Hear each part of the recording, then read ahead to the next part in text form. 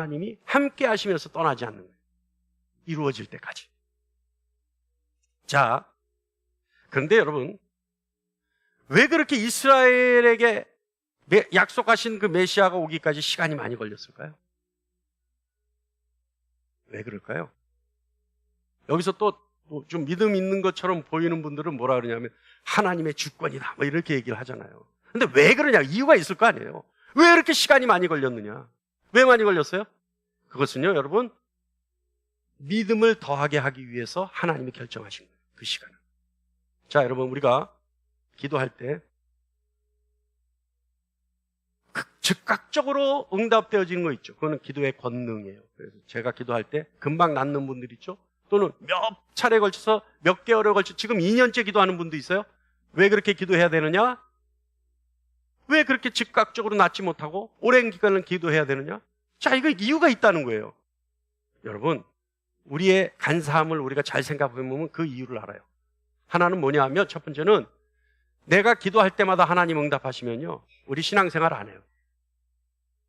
그래요, 안 그래요? 필요할 때만 기도해요. 그래요, 안 그래요? 아니, 그래요, 안 그래요? 우리가 기도하는 것마다 하나님 다 들어주시면요, 즉각적으로 들어주시면요, 우리가 필요할 때만 기도해요. 우리의 본성이 그래요, 우리의 본성. 그러니까 하나님이 우리의 기도를 즉각적으로 응답 안 하시고 계속해서 기도하게 하시고 계속해서 하나님께 요구하게 하시고 계속해서 하나님께 매달리고 의지하게 하는 이유가 뭐예요? 더 하나님께 간절히 구하라. 그랬을 때 어떤 일이 일어났냐면 더 간절히 구했을 때 하나님이 응답하시면 아, 이것이 하나님으로부터 왔구나 라고 하는 사실을 인정해요. 그런데요, 우리의 간사함은요, 기도할 때마다 하나님 즉각 응답하시면요, 이것이 하나님으로부터 온 것인지, 이것이 내가 만든 건지, 이거 저절로 이루어진 것이, 이것이 운명인지, 이것이 도움의 손기, 아무것도 판단이 안 돼. 그러니까 우리가 정말 간절히 바라서 하나님께 집중했을 때 턱 응답이 왔다. 아, 이거 하나님이 해주신 거야. 그 하나님이 우리 각각의 본성을 보시고 그 본성에 제일 잘 맞는 방법을 택하셔서, 시기를 택하셔서 응답하시는 거예요. 그래야지만 감사가 나오는 거예요. 그때는 항상 기도하라, 쉬지 말고 기도하라, 범사에 항상 기뻐하라, 쉬지 말고 기도하라, 범사에 감사. 이게 된다 이 말이에요. 그러니까 여러분, 우리가 미리 본성을 어떻게 하면 돼요? 그러려면 그렇게 하면 즉각적으로 응답돼요. 미리 내 본성을 하나님께 감사할 수 있는 마음의 준비를 하고 있어야 돼요. 그래서 감사함으로 아뢰라. 그래 하면 뭐든지 가게 뛰어난 하나님의 평강이 그리스도 예수 안에서 너희 마음과 생각을 지키시리라. 할렐루야. 어떻게 하라고? 감사함으로 아뢰라. 감사의 준비가 돼 있어야 되는 거예요. 할렐루야. 아, 오늘 왜 이렇게 자꾸 준비한 것 바깥쪽으로 자꾸 빠지는지 모르겠는데, 오늘 좀 제가 특별한 것 같아요. 자, 여러분, 성경은요, 하나님의 약속의 말씀이죠. 맞습니까? 지금 우리가 2절에 읽었잖아요. 그 아들에 관하여 성경이 미리 약속하신 것이라. 성경은 하나님의 약속의 말씀이에요. 그렇기 때문에 성경은요, 거룩한 거예요. 그래서 성경의 말씀을 우리는 경외하고 순종해야 되는 거예요. 왜요? 살아계신 하나님의 말씀이기 때문에. 그래서 여러분, 성경을 많이 보라는 이유가 거기 있어요. 그래서 성경이 거룩한 거예요. 자, 바울이요, 로마서 인사말을 통해서 우리에게 말하고자 하는 것, 이것은 뭐냐면 하나님이 선지자들을 통하여 성경에 미리 약속하신 것이 바로 복음이다 라고 하는 것을 바울은 우리에게 먼저 알리려고 해요. 그래서 그걸 알면 돼요. 바울이 로마서를 통해서 우리에게 알리고자 한 것 첫 번째가 뭐냐? 하나님이 선지자들을 통해 성경에 미리 약속하신 것이 복음이라고 하는 사실을 우리에게 탁 깨닫게 해주는 것이 바울의 첫 번째 의도. 자, 그렇다면 바울의 두 번째 의도는 뭐냐? 그럼 약속은 뭐냐는 거예요. 약속은 많은 선지자들 통해 우리에게 미리 약속해 주신 것이, 성경에 그래서 기록하게 하신 것이 복음인데, 그렇다면 그 약속은 뭐냐는 거예요. 그 약속은 뭐냐? 그 약속이 바로 2절 후반부입니다. 그 아들에 관하여 성경에 미리 약속하신 것이라. 그러니까 성경에 미리 약속하신 것이 복음인데 무엇에 관한 것이냐? 그 복음이 무엇이냐? 그것이 바로, 그 약속이 뭐냐가 바로 그 아들에 관한 것이 약속이에요. 할렐루야. 할렐루야. 자, 그 아들에 관하여. 그럼 그 아들을 베드로는 뭐라 그랬어요? 그리스도라고 얘기했단 말이에요. 주는 그리스도시요 살아계신 하나님의 아들이십니다라고 베드로가 고백했단 말이에요. 그랬더니 예수님이 뭐라고 하셔요? 시몬아 아이고 말도 헷갈려. 너는 반석이다. 이랬단 말이에요. 예? 그러니까 뭐예요? 아들에 관하여 한 것. 아들에 관하여 한 것. 그 아들이 뭐예요? 메시아라는 거예요. 아들이 메시아. 그리스도다. 구세주다라고 하는 거죠. 복음은요, 하나님의 아들에 관하여 하나님이 약속하신 하나님의 말씀, 이것이 복음이에요. 여러분, 복음은요, 우리 자꾸 헷갈리는데요. 성경에 여러 가지 하나님의 섭리에 관한 약속들이 있다고 해서 복음이, 그것도 복음이라고 생각하는 분들이 있어요. 그래서 복음이 하나님이 우리를 책임지시고 이끌어 가신다라고 하는 하나님의 섭리에 대한 것을 복음이라고 생각하는 분들인데, 그건 복음이 아니에요. 복음은 뭐예요? 하나님의 아들, 다시 말하면 하나님이신 예수 그리스도가 인간 세계에 오셔서 인간들 속에서 하신 일, 이것이 복음이에요. 그러면 인간 속에서 하신 일이 뭐예요? 십자가에 달려 죽으시고 부활하신 것이 예수 그리스도께서 인간의 몸으로 오셔서 인간 세계에서 하신 일이 그거예요. 이제 알겠습니까? 자, 그럼 복음은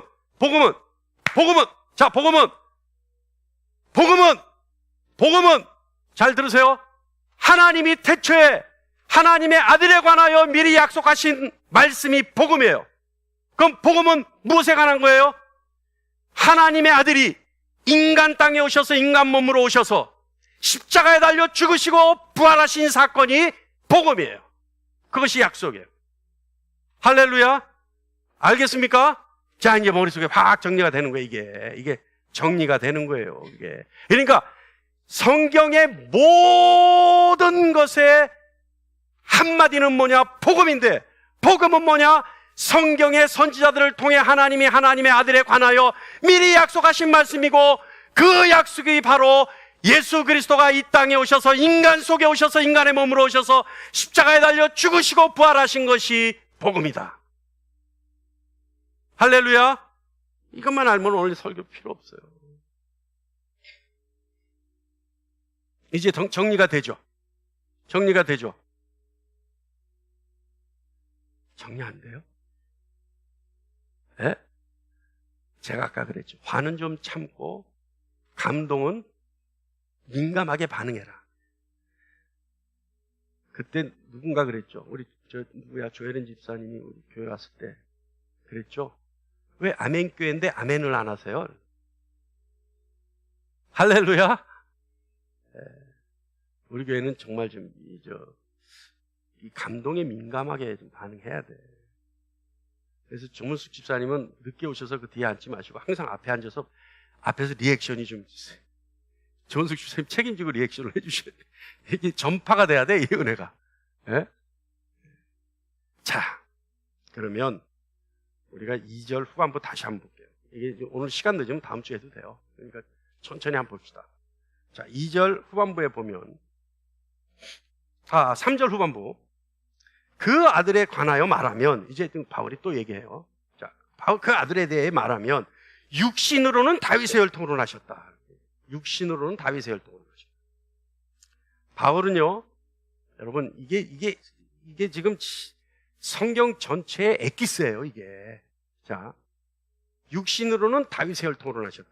이 증언이 뭐냐면 하나님의 아들이 육신을 입고 다윗의 혈통으로 인간으로 태어나셨다는 얘기예요. 근데 하나님의 아들이 인간이 되셨다라고 하는 이 증언은요 굉장히 중요한 증언인데 뭐냐면, 자, 여러분, 바울은요 예수님을 만난 적이 없어요. 그죠? 그런데 바울 스스로는 사도라고 자기 스스로의 직분을 자랑해요. 근데 우리가 지난 시간에 뭘 했어요? 사도는 누구냐? 예수 그리스도를 만나서 예수 그리스도에 대해서 보고 들은 것을 교회에 가르칠 수 있는 권세를 위임받은 자가 사도다라고 했잖아요. 그런데 바울이 자기 스스로를 사도라고 얘기한단 말이에요. 그런데 바울이 지금 얘기하는 건 뭐냐? 육신으로는 다윗의 혈통으로 태어났다는 사실을 얘기하고 있어요. 이건 무슨 뜻이냐? 하나님은요 인간의 아들을 선택해서 하나님의 아들로 삼으신 것이 아니에요. 하나님과 동등된 독생자 예수를 사람으로 태어나도록 선택하셨다는 말입니다.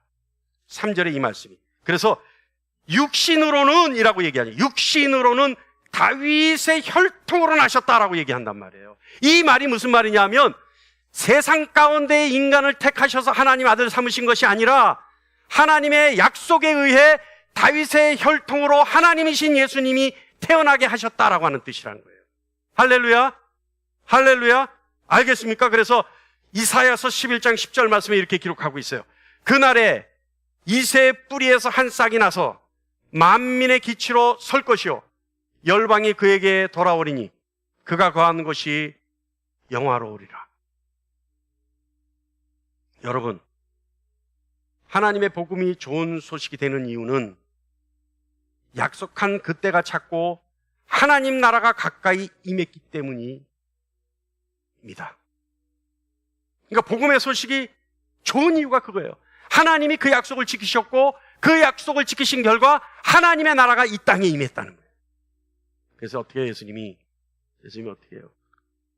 하나님의 나라가 임하면 어떻게 해요? 여러분, 한 사람 한 사람에게 하나님 나라가 임하면 어떻게 돼요? 손을 얹은 즉 귀신이 떠나가고 손을 얹은 즉 모든 병이 나으리라.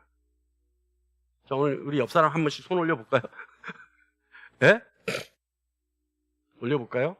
오늘 갑자기 시간은 많이 가는데 오늘 하다 못하면 다음 주에 할 거예요. 괜찮습니까? 할렐루야. 어차피 강해 설교니까. 괜찮습니까? 그러니까 오늘 설교가 예배가 끝났는데 뭐 설교가 하다가 말어 이러면 안 돼요. 오늘 그러면 안 돼요. 자요. 하나님 나라가 임했다. 이것도 좀 설명이 필요할 것 같아요. 준비한 것보다 좀 더 설명할게요. 하나님 나라가 임했다는 것은 하나님이 결정적으로 나를 통치하기 시작하셨다는 얘기예요.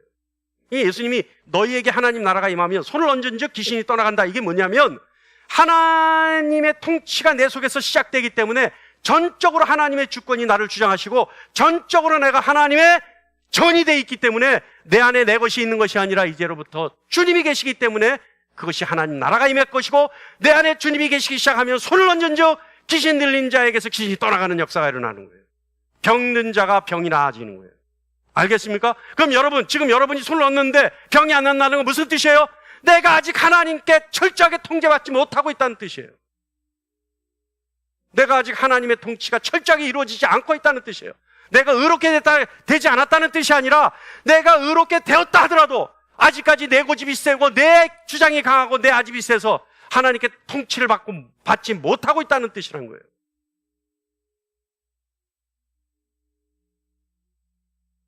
왜 하나님의 나라가 임할 수 있느냐?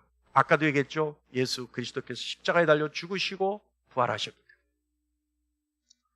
우리 유치수 권사님 아까 97, 8, 셋으로 하죠 그냥. 93. 유치수 권사님이요. 이건 자랑 아닙니다. 하나님 나라가 임한 것에 대해서 얘기해 드리는 거예요. 옆에 계시고 그 따님이 옆에 있는데 내가 거짓말 하겠어요 이 자리에? 우리 유치수 권사님 치매가 굉장히 심하셨던 분이에요. 근데 저한테 받기 시작하면서부터 치매 등급이 자꾸 떨어져요. 치매 등급이 올라가는 게 아니라 자꾸 등급이 떨어져요. 그래서 병원에서 뭘 드셨는데 이래? 그래서 우리 목사님한테 기도 받은 것밖에 없는데 그랬더니 그건 말이 안 되고요 이러더래요. 저를 처음 만났을 때보다 우리 권사님 다른 분 다 아시잖아요. 얼마나 좋아지셨어요. 네? 하나님의 나라가 임하면 이렇게 돼요.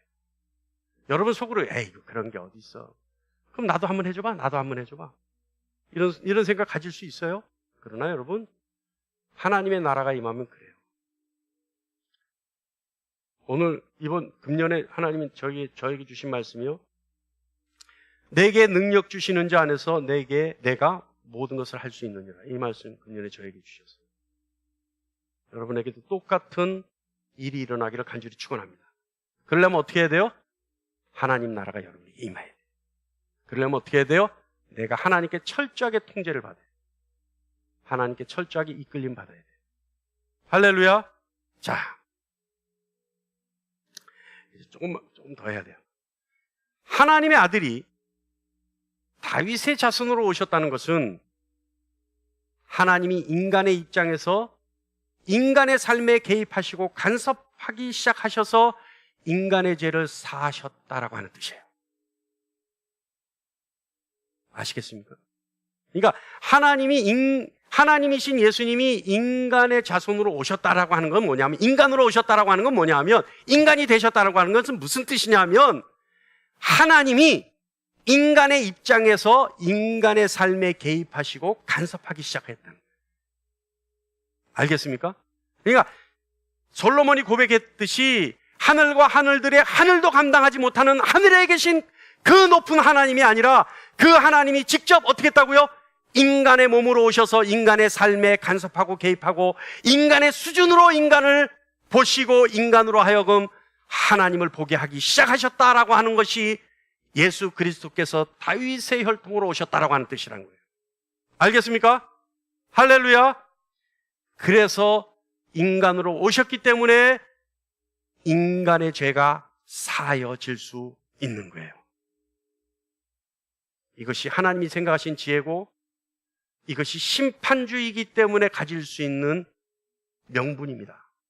뭐냐 하면 하나님이 인간의 몸으로 오셔서 십자가에 달려 죽으시고 고통받으시고 부활하신 것까지 다 보여줬는데 너는 왜 나를 안 믿었어? 라고 한다면 뭐라 그러겠어요? 이것은 하나님의 지혜이기도 하지만 하나님이 인간 세상을 심판할 수 있는 명분이에요. 그러니 여러분, 어설프게 믿으면 안 되는 거예요. 하나님이 언제 그 명분을 나에게서 받으실지 몰라요.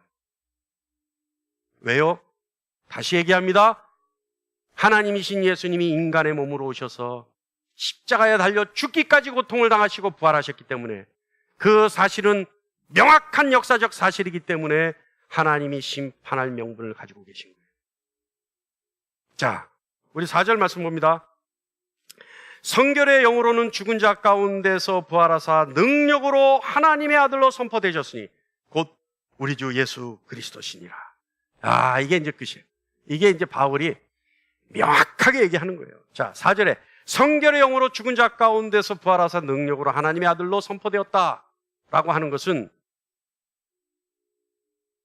창세전부터 존재한 하나님의 아들, 그 아들이 이 땅에 오셔서 다시 말하면 하나님이 구약에 약속하신 그 모든 것이 이루어졌는데 그 이룬 자가 누구냐? 다윗의 자손 아들로 태어났다. 그리고 그가 십자가에 달려 죽었다. 그래서 성결의 영으로 죽은 자 가운데서 부활하사 능력으로 하나님의 아들로 선포되었다. 자, 근데 여러분 여기서요 우리가 이 짧은 4절 말씀이지만 여기는 지금 엄청난 바울의 비밀이 숨어 있어요. 자, 옛날에 예수님 당시에 유대인들이 가지고 있었던 그리스도, 메시아에 대한 개념은 뭐냐 하면 강력한 왕권을 가지고 정치력으로 그때까지 자신들을 압제하는 로마로부터 이스라엘이 해방되고 이스라엘이 해방되면 그때부터 메시아와 함께 이스라엘 민족이 다 모여서 함께 살고 그리고 그 이스라엘은 영원토록 역사 속에서 없어지지 아니하고 사라지지 아니하고 그리고 그 메시아가 영원토록 자신들을 다스릴 것이다 라고 하는 것이 이스라엘이 가지고 있었던 메시아에 대한 개념이에요. 그래서 예수님이 십자가에 달려 죽으실 때 대제사장과 제사장들은 뭘 노렸어요? 예수가 메시아가 아니라 나무에 달려 십자가라는 나무에 달려 죽었기 때문에 그는 하나님께 저주받은 자다 이렇게 얘기를 했단 말이에요. 그런데 바울은 그 사실을 믿었던 바울은 지금 뭐라고 얘기하냐면 잘 보세요. 영으로는 죽은 자 가운데서 부활했다는 거예요. 그렇다면 이스라엘이 생각하는 메시아는요, 여러분, 이스라엘이 생각하는 메시아는 인간의 손에 죽으면 안 돼요. 메시아는 죽지 않아요. 메시아는요, 로마군에 체포되어서도 안 돼요. 얻어맞아서도 안 돼요. 모욕당해서도 안 돼요. 심지어 십자가에 달려 죽는다는 것은 생각할 수도 없는 일이에요. 근데 바울이 뭐라 그래요? 십자가에 달려 죽었다라고 얘기해요. 죽었다. 그리고 부활했다라고 얘기하잖아요. 죽은 자 가운데서 부활했다는 것은 예수님이 십자가에 달려 죽었다라는 것을 얘기하는 거 아니에요. 그런데 뭘 했다고요? 부활하사 능력으로 하나님의 아들로 선포되었다. 이게 굉장히 중요합니다. 이것이 복음의 핵심이에요, 여러분. 죽은 자 가운데서 부활했는데 능력으로 하나님의 아들로 선포되어졌다. 여기 선포되어졌다는 건 확정지어졌다는 얘기예요.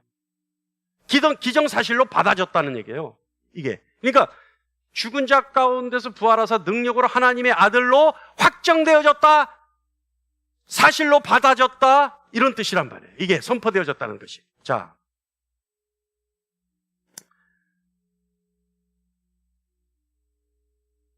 이스라엘처럼요.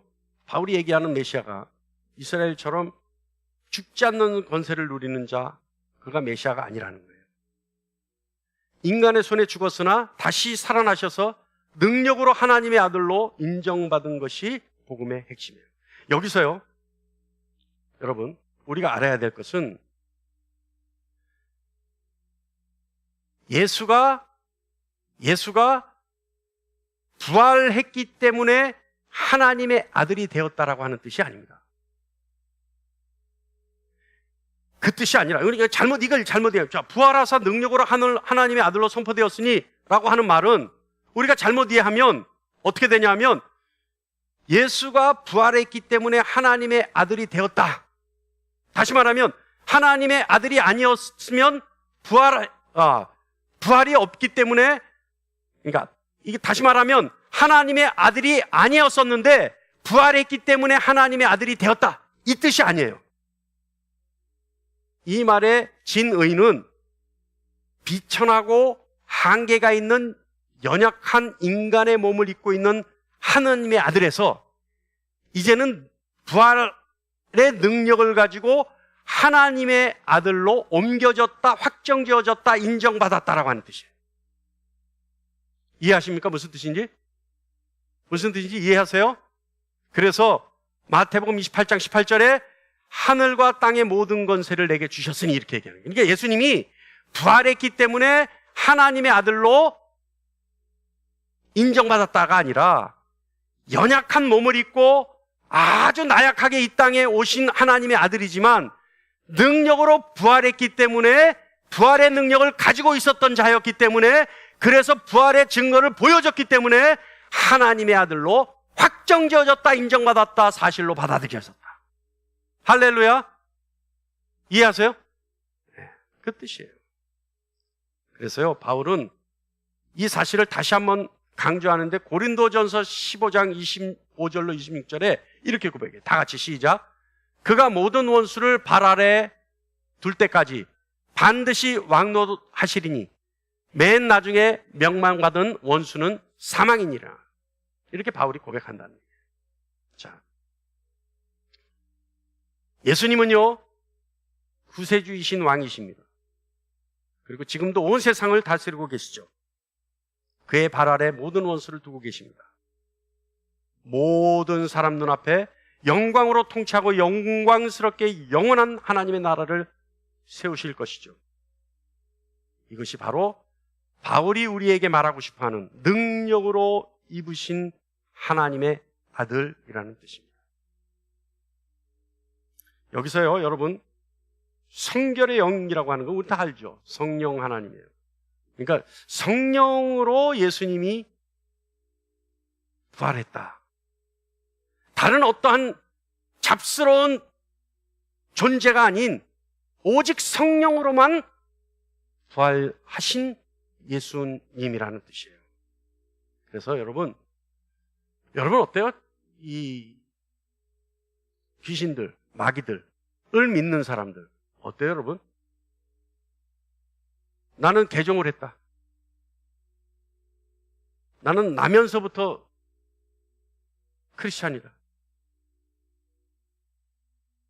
여러분은 예수님과 함께 이 땅에 오신 분들입니까? 아니, 도대체 어디에 속한 분들이에요, 여러분? 나는 나면서부터 예수 믿었다. 부모가 예수 믿었다. 나는 다른 종교를 믿다가 개종했다. 할렐루야. 여러분의 소속은 어디입니까? 저희는요, 제가 19살 때 우리 부모님이 대한불교 조계종 성도였다가 예수 믿기 시작해서 저도 예수 믿었어요. 그러니까 그 전에는 뭘 했어요? 대한불교 조계종 성도였어요. 신자였어요. 그래서 제가 학교 갈 때는 천수경 반야신경을 들으면서 갔어요. 네? 그리고 항상 우리 집에는 향례가 났어요. 근데 어느 날 우리 어머니가 꿈에 예수 믿는 거를 꿈꾸고, 우리 어머니 꿈은 묘해요. 우리 아버님이 일본에서 사다 준 염주가 꿈에 꼬여 있었는데 어떤 하얀 옷을 입은 멋지신 분이 오셔서 내가 이 꼬여 있는 염주를 풀어주면 교회 갈래? 그래서 아이고 나도 안 되는데 당신이 되겠냐고 그랬더니 그분이 손을 대려고 하니까 동그랗게 펴졌대. 그래서 그 길로 순복음교회 갔어요. 그게 주일날 아침이었어요. 그 다음 주일날 우리 아버님 교회 가셨어요. 우리 아버님 꿈에 홍수가 났는데 우리 집이 떠내려가게 생겼는데 아버님이 차를 타고 있는데 강 건너 우리가 살려달라고 소리를 지르더래요. 그래서 우리 아버님이 갈까 말까, 우리 아버님 심장이 간이 뭐라 그러지? 뭐죠? 겁이 많거든.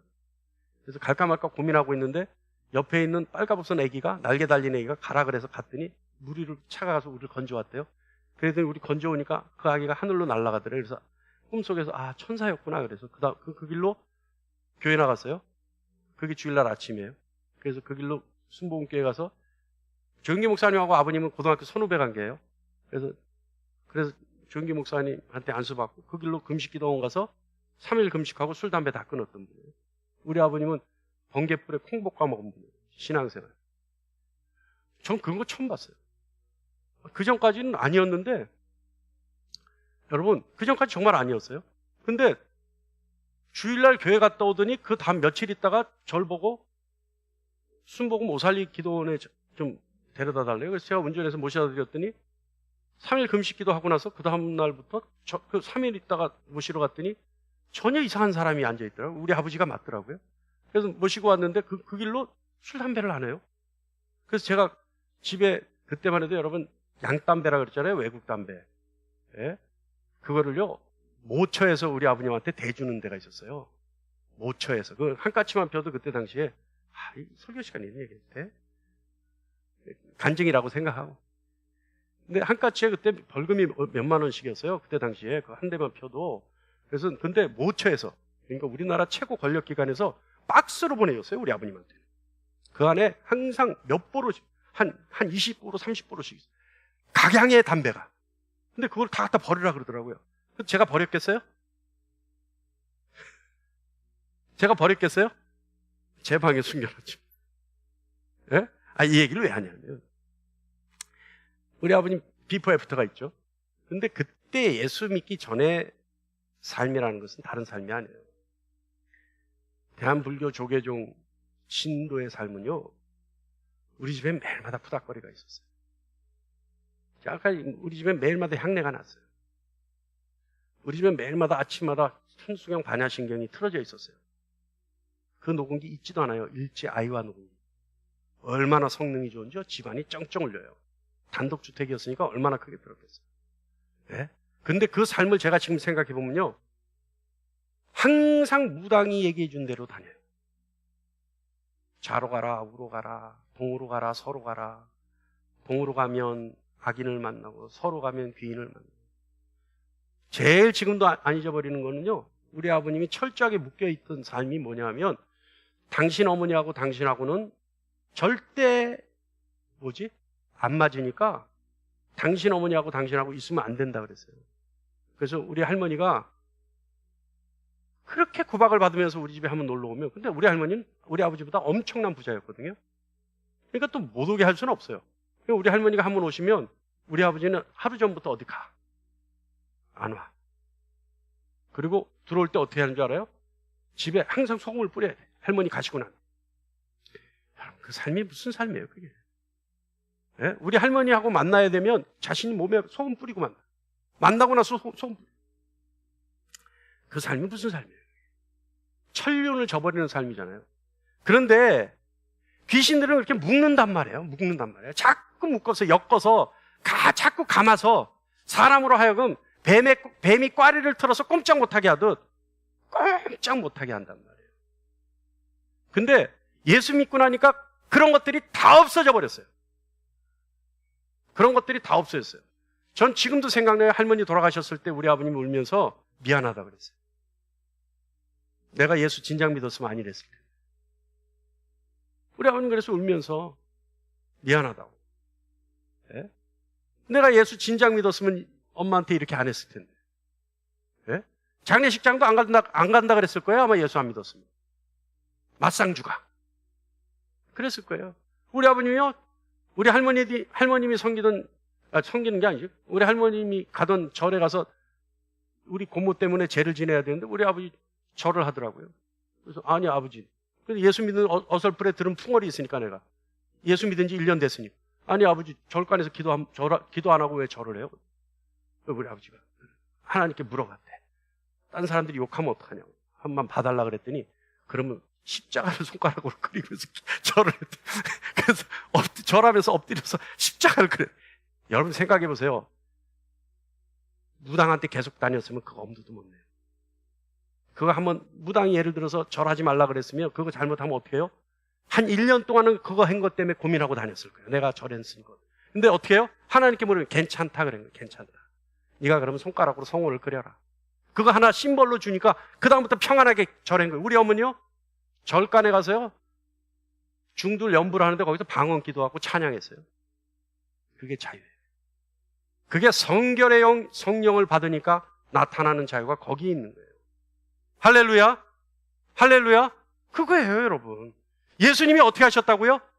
그런 잡스러운 잡신들의 꼼짝 못하는 꽁꽁 묶는 그런 인생을 감아버리는 그런 영으로 부활하신 것이 아니라 자유의 영, 평강의 영, 사랑의 영, 성령으로 부활하셨다는 얘기예요. 바울이 지금 그 얘기를 하는 거예요. 그 얘기를 해. 그래서 예수님이 성령으로 부활하시자 어떤 일이 일어났느냐? 빌립보서 2장 11절. 모든 입으로 예수 그리스도를 주라 시인하여 하나님 아버지께 영광을 돌리게 하셨느니라. 할렐루야. 할렐루야. 이게 복음이에요. 이게 복음이에요. 이게 복음의 진수예요. 예수 그리스도께서 죽기까지 순종하셨더니 하늘에 있는 것과 땅에 있는 것과 땅 아래에 있는 것들이 예수 그리스도를 주라 시인하고 예수 그리스도를 주라 시인하여 모든 입으로 예수 그리스도를 주라 시인하여 하나님 아버지께 영광을 돌리게 하셨느니라. 예수 그리스도의 이름에 엎드려 경배하게 하고.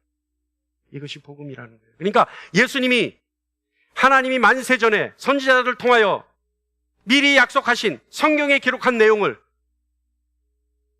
예수님이 이루셨는데 그 예수님은 누구냐?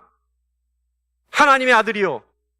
혈통으로는 다윗의 혈통으로 나셨고 그래서 인간 중에 하나님이 골라서 아들 삼으신 것이 아니라 하나님이신 예수를 인간의 몸으로 오게 하셨고 십자가에 달려 죽게 하셨고 그리고 부활하게 하셨는데 그 부활은 성령으로 부활하게 하셔서 능력으로 하나님의 아들이라는 것을 입증하고 확정하셨으니 하늘에 있는 것과 땅에 있는 것과 땅 아래에 있는 것들이 예수 그리스도를 주라 시인하여 하나님께 영광 돌리게 하셨다. 할렐루야. 이것이 복음이에요. 이것이 복음. 바울이 지금 로마로 보내는 편지 1절부터 4절까지 계속해서 반복해서 주장하는 것이 이 복음이에요. 자, 여러분 오늘 어때요? 옆에 사람 옆구리 한번 쿡 찔러볼까요? 툭 튀어나오나? 이게 복음이에요. 이 복음을요, 여러분 오늘 1시간만 있으면 유튜브에 떠요. 또 듣고 또 듣고 또 듣고. 성경 하나가 그 말 속에 다 있는 거예요. 또 듣고 또 듣고 또 듣고. 다음 주에 주보에 이번 주 설교 요약본 나오죠? 보고 또 보고 해서 다른 건 몰라도 이 복음만큼은 여러분의 중심의 심령 가운데 마음판에 여러분의 생각 가운데 골수 속에 찔러 쪼개져서 파묻혀 있기를 간절히 축원합니다.